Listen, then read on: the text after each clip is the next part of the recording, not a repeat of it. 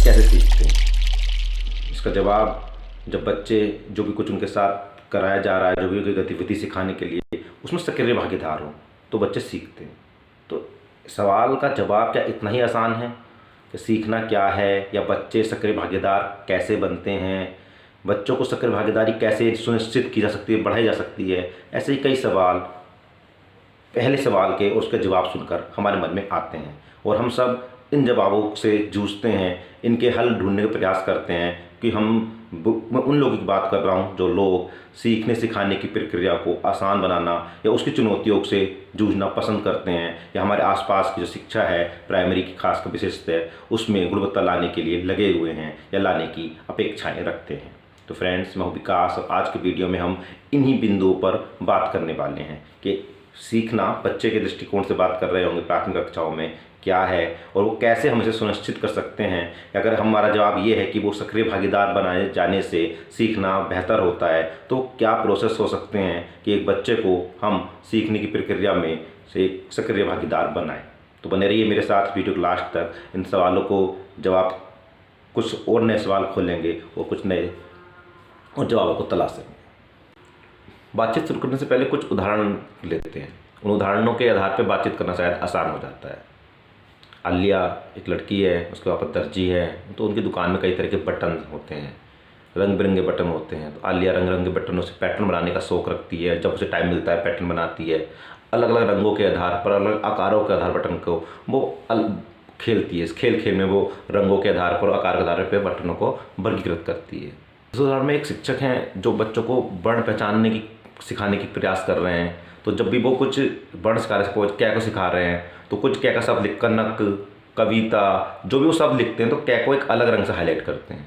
और बच्चों को कैसे मिट्टी पर उसकी फिगर को, क्या की जो आकृति है उसको भी बार बार उंगली से या कलर से करवा रहे हैं। परिचित शब्दों के कैसे जुड़े हुए और शब्द ग्रिड भी देते हैं जिसमें बच्चे उन्हें पहचान पाएँ कि क्या कहाँ कहाँ आ रहा है। तो अलग अलग तरीके से वर्ण को पहचान के लिए, यानी अलग तरह से लिखना, उसकी साउंड पे जोर डलवाना, बच्चों को उसकी आकृति के बनाने के मौके देना, इस तरह से वो प्रयास कर रहे हैं। क्लास है, मैडम है, अपने बच्चों को कहानी पढ़ा चुकी हैं, कहानी सुना चुकी हैं।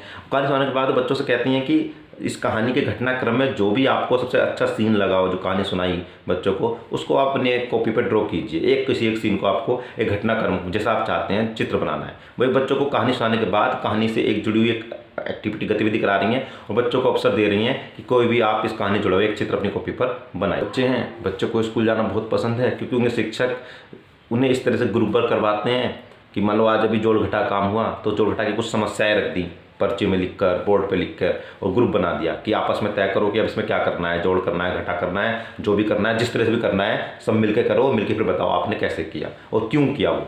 तो यानी इंडिविजुअल बच्चों को अलग अलग टास्क ना देखे, जैसे कॉपी पेंसिल पे हम पारंपरिक क्लास में देखते हैं, सवाल लिख देते हैं, तो एक अलग तरीके की क्लास का माहौल है। यानी टीचर एक सवाल को दैनिक जीवन से एक ऐसा रोचक पजल बनाकर, कहानी बनाकर सवाल की समस्या को रख दिया गया है। समाधान भी आपको खुद ढूंढना है कि इसमें जोड़ करना है, घटा करना है और कैसे करना है। अलग अलग तरीके से आप जोड़ कर सकते हो, घटा कर सकते हो, करो और सब मिलके तय करो आपस में और फिर बताओ कि आपने ऐसा क्यों कर रहे हो और फिर कैसे कर रहे हो। और एक दूसरे को उसके बाद में एक दूसरा ग्रुप पहले ग्रुप पर समीक्षा करेगा या बताएगा कि आप अच्छा कर रहे थे या इसमें और अलग तरीके से भी किया जा सकता था, नहीं किया सकता। तो इस तरीके की क्लास है और अलग क्लास है। मैडम की भाषा अलग है और बच्चों की भाषा अलग है, पर मैडम जानबूझकर बच्चों की भाषा के शब्दों को अपनी भाषा में लाकर प्रयोग करती हैं और बच्चों को इससे उनमें आत्मविश्वास जागता है और अपनी बात रखने का आत्मविश्वास रख पाते हैं। वो सायास मैडम को पता है कि बच्चों की भाषा दूसरी है, तो उन्हीं भाषा मैडम खुद सीख रही हैं और कोशिश कर रहे हैं कि उनकी भाषा उन तक जानने के लिए मुझे उनकी भाषा को सीखना, उनकी भाषा में बात करना बहुत ज़रूरी है। तो वो जानबूझ के अपनी बातचीत में उन शब्दों को लाती हैं, उनके लिए थोड़ा चुनौतीपूर्ण है और प्रयास करती हैं और इससे बच्चों को अच्छा लगता है और बच्चों के साथ जुड़ रहे हैं और उनसे बातचीत कर रहे हैं। तो मैंने कहा काफ़ी उदाहरण ले लिए हैं, तो बातचीत शुरू करना चाहिए कि अभी जो मैंने उदाहरण लिए उसमें क्या सीखा जा रहा गया। तो आप देखेंगे इस क्या सीखा गया को हम दो बड़े हिस्सों में बांट पा रहे हैं। एक तो समझ में कौशल का विकास हो रहा था। किन समझ में कौशल के विकास की बात कर रहा हूँ? जोड़ घटा की अवधारणा की एक उदाहरण में बच्चे आपस में ग्रुप वर्क कर रहे थे, वर्ण की पहचान कर रहे थे, पैटर्न बच्चे बटन से वो लड़की पैटर्न पहचान रही थी, वर्गीकरण कर रही थी। तो कुछ समझ में कौशल भी विकसित हो रहे थे। और आप दूसरी ओर एक बड़ा जो हम देख सकते हैं कि बच्चे जब बातचीत करने के अवसर मिल रहे थे, आत्मविश्वास में बात को व्यक्त कर रहे थे या बता पा रहे थे कि हमने जोड़ क्यों किया या हमने कैसे किया, तो उन्हें अपनी बात रखने के अवसर और उनकी विषय के प्रति जो रुचि है, जो जुड़ाव है, तो एक मनोवृत्ति है ना, जो सीखने के लिए ज़रूरी है, तो साथ साथ वो भी हो रहा था। तो ये अभी इन उदाहरणों में जो कुछ भी हो रहा था, तो उसको इन दो बड़े डब्बों में हम बांट सकते हैं कि कुछ समझ व कौशल का विकास हो रहा है, दूसरा कुछ मनोवृत्तियों का विकास हो रहा है। समझ व कौशल किन्हें कह रहे हैं कि कुछ जोड़ना घटाना, कुछ वर्ण को पहचानना, वर्गीकरण करना, पैटर्न पहचानना, जो कुछ भी हमें सिखाने होते हैं, तो बच्चे वो तो सीख ही रहे थे। दूसरी तरफ बच्चे आत्मविश्वास से अपनी बात को जो कह पा रहे थे और उनका इस विषय के प्रति जो रुझान, जो एक दूसरे को समूह को टिप्पणी करना, यानी एक दूसरे के प्रति जो उनके बीच का रिलेशन डेवलप हो रहा था, तो वो मनोवृत्तियाँ भी उसमें विकसित हो रही हैं। उदाहरणों पर अब हम थोड़ा रिफ्लेक्ट करने की कोशिश करें कि बच्चे सीख रहे थे, है ना, समझ में कौशल भी सीख रहे थे, मनोवृत्तियों को भी उनका विकास हो रहा था, पर वो सीख कैसे रहे थे, इस पर थोड़ा सा रिफ्लेक्ट करते हैं। तो हम देखते हैं कि बच्चों को कुछ स्कूल में मिले अनुभव दिए जा रहे हैं, है ना, और उन अनुभवों में बच्चों की सक्रिय भागीदारी है। स्कूल में जो मैडम के साथ कहानी सुनाई, उसके बाद उनसे कहा जा रहा है कि आप चित्र बनाइए। स्कूल में जो टीचर उन्हें सवाल दे रहा है, पर्ची दे रहे हैं, यानी वो अनुभव क्रिएट किए जा रहे हैं, है ना, और उसमें बच्चे जुड़ रहे हैं, आपस में चर्चा कर रहे हैं, आपस में एक दूसरे से बता रहे हैं कि ऐसे करना है, कि जोड़ी करना है, फिर हम अलग अलग तरीक़ों से जोड़ कर पा रहे हैं। बच्चे वर्ण पहचानने वाली क्लास को याद करें, तो वो अलग अलग उन्हें मौके दिए जा रहे हैं कि वो शब्द आए, उसको अलग कलर से भी लिखा जा रहा है, जिससे बच्चों का ध्यान जाए कि इस शब्द पर ध्यान जाना है। अलग से ग्रिड भी दी जा रही है बच्चों को। तो यानी हम अलग अलग उनकी बच्चों की भागीदारी को सुनिश्चित कर रहे हैं, सक्रियता को बढ़ा रहे हैं। एक काम तो हम ये कर रहे हैं। और दूसरा, जो बच्चों के स्कूल से बाहर के अनुभव हैं, उनको बिल्कुल उन अनुभव को जोड़ते हुए हम आगे बढ़ रहे हैं। एक तो स्कूल के अंदर उनकी भागीदारी को ऐसे अनुभव बनाए जा रहे हैं जो बच्चों के सीखने को सुनिश्चित करें। दूसरा, स्कूल के बाहर के अनुभवों को, यानी जो हमारे सवाल थे, वो ऐसे सवाल हम रख रहे थे पर्ची में जोड़ घटा के, जो वे स्कूल के बाहर भी करते हैं, है ना। वो बटन से वो पैटर्न बना रही थी, वर्गीकरण कर रही थी लड़की आलिया, जो उसको उदाहरण लिया था, तो अपने घर में, उसके घर पे दुकान है, उसमें बटन थे, तो पैटर्न भी बना रही है, वर्गीकरण भी कर रही है। जो हम बच्चों को कहानी सुना रहे हैं, फिर चित्र बनाने को मौका दे रहे हैं, तो बच्चे वो चित्र अपने हिसाब से बनाना है उन्हें, वो अपने घर के उदाहरण भी उसमें लेके आ सकते हैं। मैडम बच्चों से बातचीत कर रही थी उनकी भाषा में, यानी उनके घर के अनुभवों को, यानी जो इस क्लास के अनुभव हैं उनको ऐसा बनाया जा रहा है सक्रिय भागीदारी दोनों, और जो स्कूल के बाहर के अनुभव हैं तो उनको भी उनके सक्रिय भागीदारी जोड़ा जा रहा है। यानी बच्चों के स्कूल में आए हैं तो स्कूल के अनुभव जो हम यहाँ रिच बनाने की कोशिश कर रहे हैं, और जो उनके दैनिक जीवन के अनुभव हैं, उन दोनों को जोड़ते हुए हम ये सीखना सिखाने की कवायद कर रहे हैं। अब इतनी उदाहरणों के बातचीत जो हमने बातचीत कर ली, तो उन सवालों पर आते हैं जो वीडियो शुरू करने के शुरू में मैंने आपके सामने रखे थे कि सीखना क्या है और बच्चों की सक्रिय भागीदारी कैसे कर सकते हैं। तो आइए अब हम जो अभी तक हमने अवलोकन किया, जो उदाहरणों से बातचीत की, या उनसे उन जो हमारे डॉट डॉट डॉट बन रहे थे या मोती मोती बिखेरे, हमने एक माला बना पा रहे हैं, डॉट्स को जोड़ के एक लाइन बना पा रहे हैं। तो आइए प्रयास करते हैं। सीखना या अधिगम वह सब कुछ है जो हमारा दिमाग अपने अनुभवों से आत्मसात कर लेता है। यह अर्थ निर्माण की वह प्रक्रिया है जिसके जरिए हम नए अनुभव लेने, उन अनुभवों पर अपने मस्तिष्क में सोचते हैं और इस प्रकार की नई समझ विकसित करते हैं। हम हर समय कुछ ना कुछ अनुभव कर रहे होते हैं, इसलिए हम कह सकते हैं कि हम हर समय कुछ ना कुछ सीख रहे होते हैं। यह ध्यान रखना जरूरी है कि जरूरी नहीं कि हम हमेशा कोई नई समझ या कौशल ही विकसित कर रहे हों। नए अनुभवों से हम अपनी पहले से बनी हुई समझ व कौशल को मजबूत भी करते हैं। खासकर बच्चों के लिए नई समझ व कौशल का अभ्यास बहुत जरूरी है। ये अभ्यास या पुनरावृत्ति सिर्फ यांत्रिक तौर से दोहराना नहीं होना चाहिए, इसके लिए विभिन्न गतिविधियों का प्रयोग किया जाना चाहिए। सीखना, अब सवाल आता है कि सीखना ये है तो ये होता कैसे है, हम सीखते कैसे हैं। अब जरा आप याद कीजिए, लास्ट टाइम जब भी कुछ आपने सीखा था, जैसे आप कुछ वीडियो एडिटिंग कर रहे थे या आप कुछ ईमेल लिखना है ना, किसी को मेल भेजना है, या कोई भी नई चीज़ जो अभी आपने सीखी है, तो कैसे सीखी आपने। जब इस क्वेश्चन पे आप रिफ्लेक्ट कर रहे होंगे तो आपको जवाब समझ में आ रहा होगा, मिल रहा प्रोसेस में। यानी सीखने के लिए ज़रूरी शर्त ये है कि हम किसी क्रिया में सक्रिय रूप से जुड़ें। सीखने की जरूरी शर्त ये है कि हम किसी भी प्रक्रिया में सक्रिय रूप से जुड़ें, यानी कुछ सोच रहे हों या कुछ करके देख रहे हों। इसमें आप खुद से अपने अपने एग्जाम्पल वीडियो पॉज कीजिए और सोचिए कि अभी हाल फिलहाल में जो कुछ भी आपने कोई नया कुछ सीखा है तो कैसे सीखा है, और क्या उसमें जो मैं दो बात कह रहा हूँ कि आप कुछ सोच रहे थे या कुछ करके देख रहे थे तब सीख रहे थे, ऐसा हो रहा था या नहीं हो रहा था, इसको सोचिए। अधिगम तभी और केवल तभी संपन्न होता है जब विद्यार्थी कुछ करते हैं और सोचते हैं। विद्यार्थी सीखने के लिए जो करते हैं उसको अध्यापक केवल प्रभावित करते हुए इस प्रक्रिया को आगे बढ़ा सकते हैं। हर्बर्ट साइमन का ये कथन है। तो हम तो ये चाह रहे हैं कि बच्चे बेहतर कैसे सीख पाए। तो उसके लिए हम देख रहे हैं कि एक तो हमें करना होगा बच्चों को सीखने के लिए तैयार।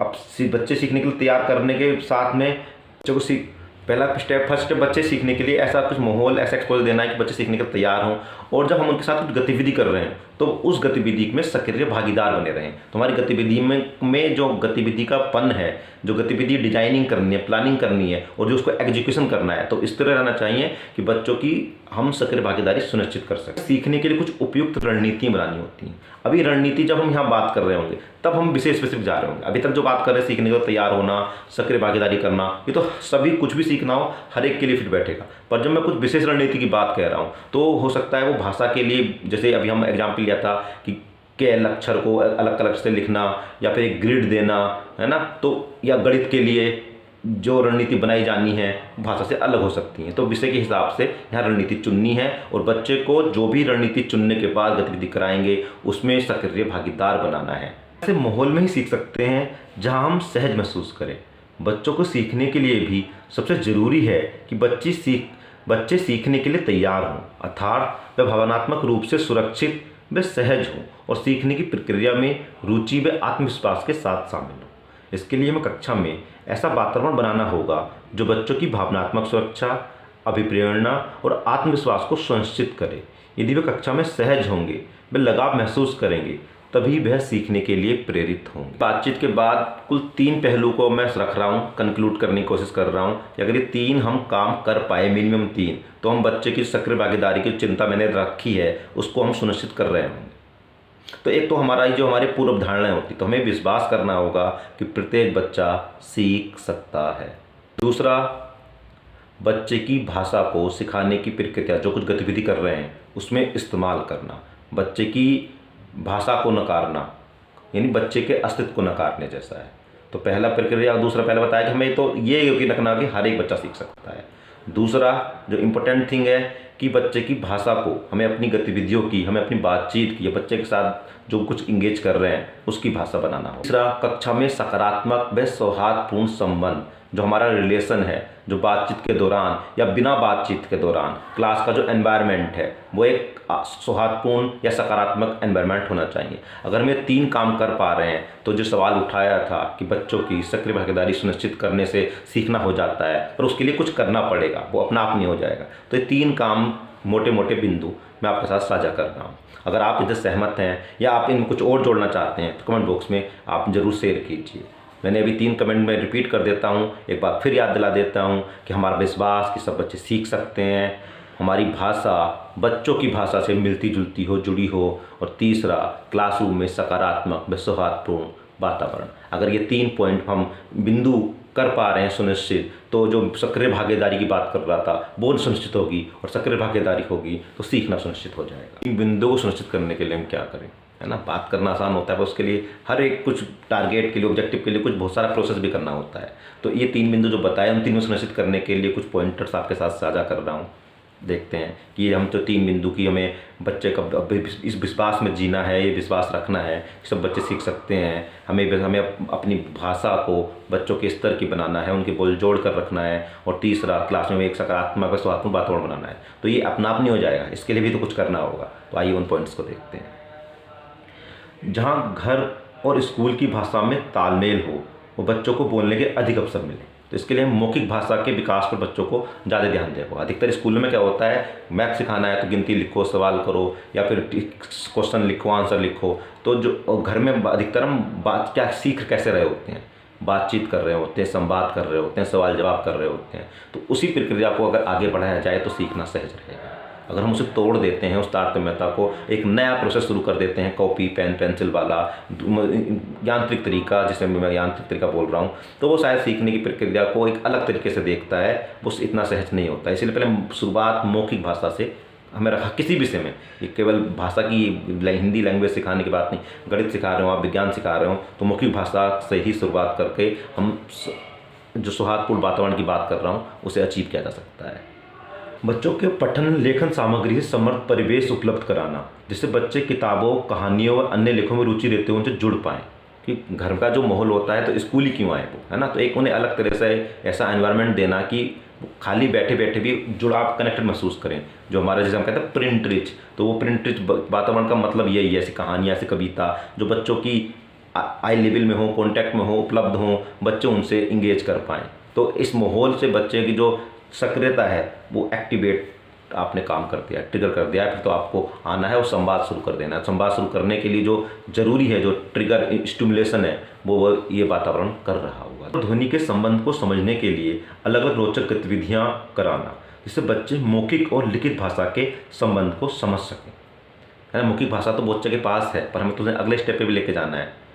तो लिखित भाषा से जुड़ा उन्हें महसूस करवाना कि लिखित भाषा की ज़रूरत क्यों है, और वो अगर ऐसा कर पाएंगे तो वो क्या कर जाएंगे, लिखित भाषा को सीख जाएंगे। तो वो ये सिखा देंगे, ये समझा देंगे तो वो खुद ही जुड़ जाए। ऐसे गणित में भी गिनती जानते हैं, जितना भी गणित जान रहे हैं, उन्हें और ज़्यादा गणित सीखने की ज़रूरत क्यों है, या वो जान लेंगे तो उस जानने से, सीख जानने से क्या उनके अंदर बदलाव हो जाएगा, वो क्या नए रिसोर्स या नए अपने आंतरिक संसाधनों का विकास कर लेंगे। तो ये उन्हें महफिल करवाने की जिम्मेदारी शिक्षक की होती है। सीखना तो उन्हीं को है ना, पर हम उनको सीखने में कैसे मददगार हो सकते हैं, तो हमारा यही कार्य है। अभी गणितीय समझ के लिए मौके देना, विभिन्न ठोस वस्तुओं में खेल सामग्री के माध्यम से बच्चों को प्रारंभिक गणित के जरूरी कौशल, जैसे विभिन्न आधारों पर वर्गीकरण, वस्तुओं की तुलना, अनुक्रमिक सोच, तार्किक विचार, स्थानिक जागरूकता आदि विकसित करने के मौके देना। खेल व गतिविधि के माध्यम से बच्चों की भाषा और अनुभवों का इस्तेमाल करते हुए गणित को बच्चों के लिए रोचक व अर्थपूर्ण बनाना।